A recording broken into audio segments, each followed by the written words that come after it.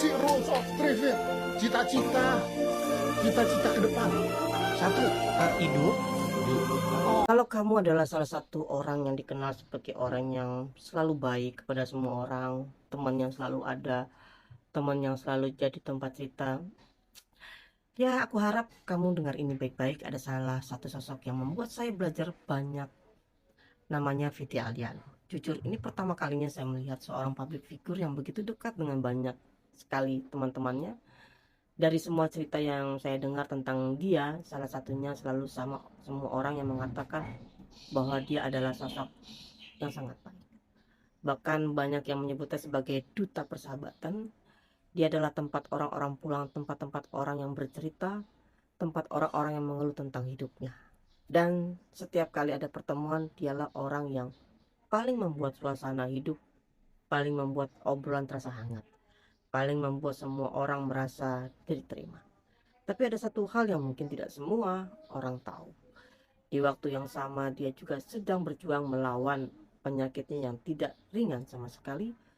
Bayangkan itu, saat orang lain datang membawa cerita dan masalah mereka, dia tetap mendengarkan. Saat orang lain butuh tempat bersandar, dia tetap hadir. Dia tidak memilih untuk menutup diri. Dia tidak menjauh dari orang-orang, justru sebaliknya. Dia memilih untuk menghabiskan waktunya membahagiakan orang lain.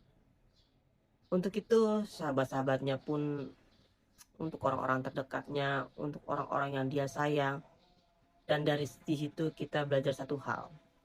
Kadang orang yang terlihat paling kuat untuk orang lain justru adalah orang yang paling paham betapa berharganya waktu. Mungkin dia juga yang paling tahu banyak waktunya tidak sebanyak yang kita kira. Karena itu hidup sebenarnya bukan soal seberapa lama waktu yang kita punya, tapi tentang bagaimana kita menghargai waktu itu. Tanpa Tentang bagaimana kita hadir untuk orang-orang yang kita cintai. Karena pada akhirnya yang paling diingat dari kita bukanlah berapa lama kita hidup, tapi berapa banyak hati yang kita hangatkan selama kita hidup.